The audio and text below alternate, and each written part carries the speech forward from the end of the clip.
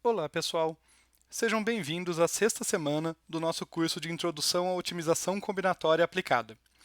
Nessa semana, nós vamos continuar falando de programação linear inteira. Só recapitulando para vocês, na quarta semana do curso, nós começamos o assunto de programação linear inteira, mas nela nós abordamos primeiro o ponto de vista da modelagem, como modelar problemas de otimização combinatória como programas lineares inteiros, de modo que assim pudéssemos usar um resolvedor de programação linear inteira para resolver os nossos problemas.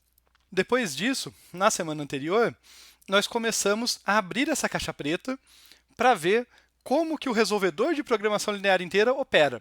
E para isso, eu tive que dar um passo atrás e contar para vocês como que a gente resolve um problema de programação linear, em particular usando o método simplex, o algoritmo simplex. Nessa semana, nós vamos olhar dentro do resolvedor de programação linear inteira para descobrir como um branch and bound adaptado para a programação linear inteira, junto com um resolvedor de programação linear, que a gente estudou na semana passada, pode ser usado para resolver esses problemas. E nós vamos dar uma ênfase especial para os limitantes, tanto superiores quanto inferiores, para os valores das soluções do nosso problema. Mas eu estou dando uma introdução muito abrangente, vamos por partes. Lembrando vocês que estamos interessados aqui, nesse momento do curso, em métodos exatos. Programação linear inteira é um método exato. E, como já comentei para vocês, ela depende de programação linear e do algoritmo branch and bound. É a combinação dessas duas técnicas que nos permite resolver de modo eficiente, ainda que exponencial no pior caso, os programas lineares inteiros. Na semana passada, a gente deu ênfase na programação linear. Nessa semana, nós vamos falar do branch and bound, mas com esse diferencial de ver como adaptá-lo para programas lineares inteiros. Porque eu quero lembrar vocês que nós já vimos o branch and bound, uma introdução ao branch and bound, na primeira semana do curso. Só que lá a gente falou dele como um método de enumeração, uma busca exaustiva e inteligente que faz enumeração e podas de soluções inviáveis ou ruins. Ele continua sendo isso. Ele continua sendo essa busca exaustiva mais esperta, que sempre que possível elimina um ramo, ou porque ele não é promissor. O que eu quero dizer com promissor é que as melhores soluções possíveis daquele ramo não são melhores do que as soluções que a gente já tem em mãos, ou porque ele não é viável mesmo, porque qualquer solução daquele ramo vai ser inviável, não vai respeitar as restrições do problema. No entanto, diferente do que a gente viu na primeira semana, agora a gente vai ver o branch and bound adaptado para programas lineares inteiros. E para começar essa adaptação, nós vamos pensar nos seguintes tópicos. Como fazer a enumeração das soluções? Para fazer a enumeração para um programa linear inteiro, a gente vai enumerar sobre os valores das variáveis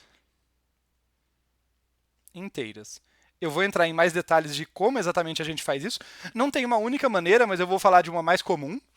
Mas a ideia, a princípio, é essa. Uma vez que nossas variáveis são inteiras, o domínio delas é discreto. Tem um range de possibilidades, e a gente vai enumerar sobre essas possibilidades.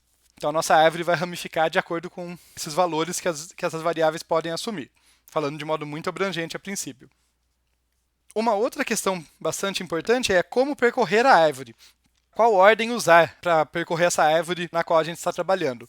Só para fazer uma observação, esse tópico, apesar de bastante relevante, ele não é essencial para que o branch and bound funcione. A princípio, qualquer ordem que eu seguir, ele vai ser um branch and bound. Mas decisões tomadas aqui vão afetar quão eficiente, na prática, esse branch and bound vai ser. E, em geral, a gente usa a seguinte ideia. A gente percorre a árvore escolhendo os nós,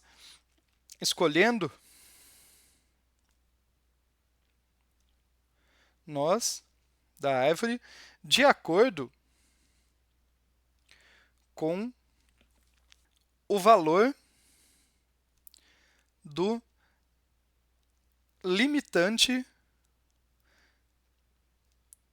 dual destes. Tá? Eu vou aprofundar mais aqui, mas como eu gosto de ir iterando com vocês os assuntos, o que eu quero dizer com o limitante dual daquele nó? Vamos pensar que eu estou num problema de maximização. Então, eu quero a melhor solução possível. O limitante dual de um nó me dá um limitante superior que me garante, olha, não tem como nesse ramo eu obter uma solução melhor do que essa. Tá? É isso que é a ideia de um limitante dual, de modo muito informal. Tá? De modo semelhante, se for um problema de minimização, o limitante dual vai me dizer, olha, para esse ramo não tem como eu ter uma solução com um custo menor do que esse que eu estou passando aqui. E essa informação pode ser usada para decidir como percorrer a árvore e também pode ser usada nas podas, que é a nossa próxima questão aqui. Podar os ramos da árvore, quais condições testar? Aqui a gente vai ter dois pontos de vista principais para olhar. A questão da viabilidade é um deles, porque lembra que a gente poda ramos caso eles não sejam promissores ou caso eles não sejam viáveis. A questão da viabilidade é simplesmente verificar se está satisfazendo restrições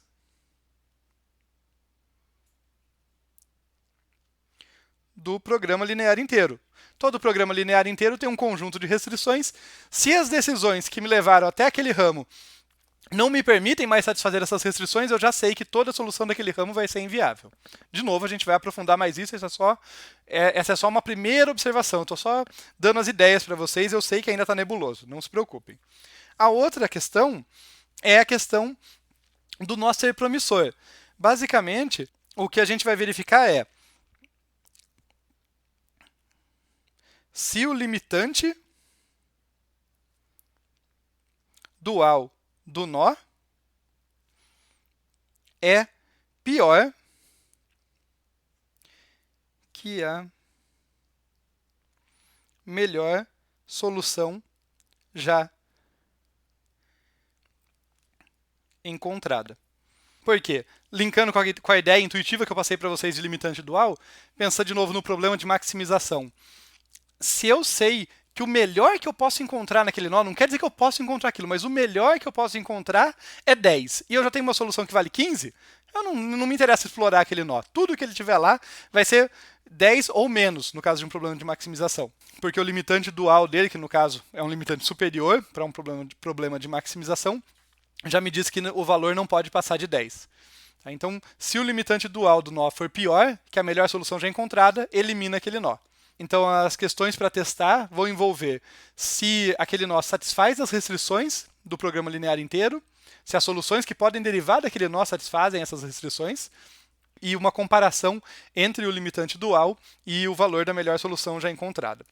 Saindo dessas generalidades, vamos para um primeiro exemplo em que eu quero passar uma intuição visual para vocês. Por isso eu vou pegar um exemplo parecido. Quem olhar com atenção vai perceber que não é o mesmo programa linear no qual a gente desenvolveu a ideia do simplex na semana anterior, mas ele é parecido. Tá? Então nós temos aqui um programa linear e a sua interpretação gráfica aqui à direita. Vamos dar uma olhadinha nele rápido. Tá? Como a ênfase aqui não é no programa linear inteiro em si, mas sim em compreender como o branch and bound opera sobre o programa linear, eu vou passar um pouco mais rápido do que de costume. Primeira coisa, a nossa função objetivo, maximizar x1 mais x2. A nossa função objetivo, aqui, destacando ela. O que nós temos aqui é que essa reta tracejada corresponde aqui a uma reta ao longo da qual o valor da função objetivo não muda, e esse vetor ortogonal a essa reta tracejada aponta a direção e o sentido no qual o valor da função objetivo melhora. Então, é para essa direção e sentido que eu gostaria de me mover, só para pegar a ideia intuitiva. Agora, vamos começar a identificar as restrições aqui, só para ficar mais claro. A primeira restrição eu vou destacar em azul aqui, chamar de alfa, está dizendo que x1 tem que ser menor ou igual que 7,8. 7,8 é exatamente esse ponto aqui, e essa aqui, portanto, é a restrição alfa. De modo semelhante, a segunda está dizendo que x2 é menor ou igual que 5,9. Eu vou chamar essa aqui de beta. Isso aqui, portanto, corresponde a 5,9.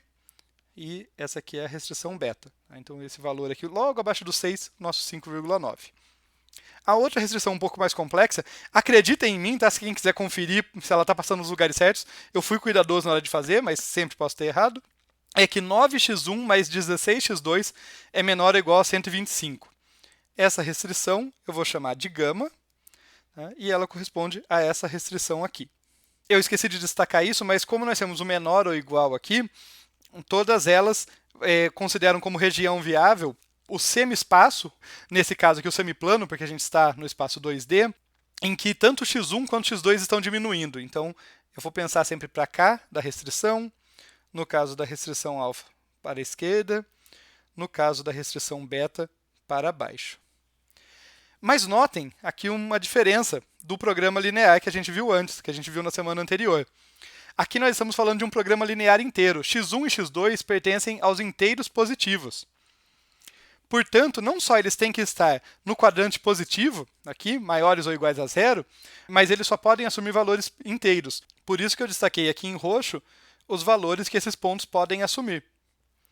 E notem que são sempre as encruzilhadas, são sempre os pontos inteiros, e eu deixei apenas os que estão dentro do quadrante válido. Então, aqui, nada à direita da reta alfa, da nossa restrição alfa, acima da beta, ou à direita e acima da restrição gama vai valer.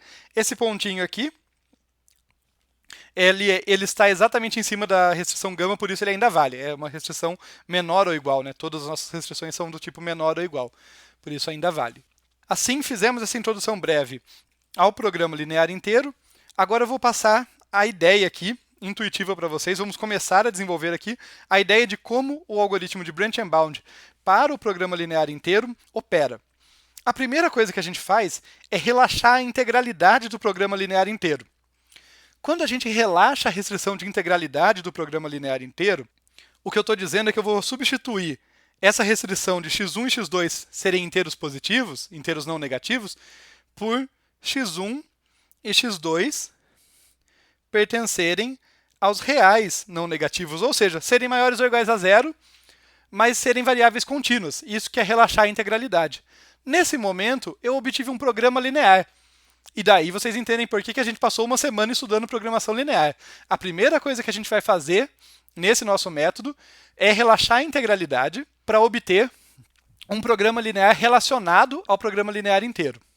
Feito isso, a gente vai encontrar o limitante dual do programa como um todo. Como o nosso problema aqui é de maximização, o nosso limitante dual vai corresponder a um limitante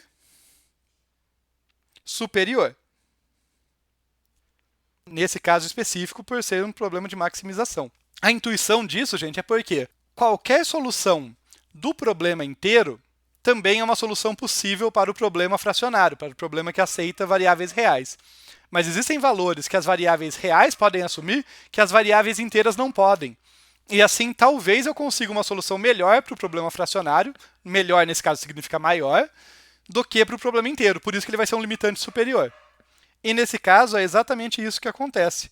Eu vou destacar aqui para vocês o ponto que a gente já sabe que vai estar num vértice, que maximiza o valor da função objetivo, é esse aqui. Esse é o ponto ótimo do nosso problema. No caso do programa linear, sem as restrições de integralidade. Tá? Esse é o primeiro passo. Claro que a gente ainda quer resolver o problema inteiro. Vamos avançar, então, para ver como que a gente vai fazer isso.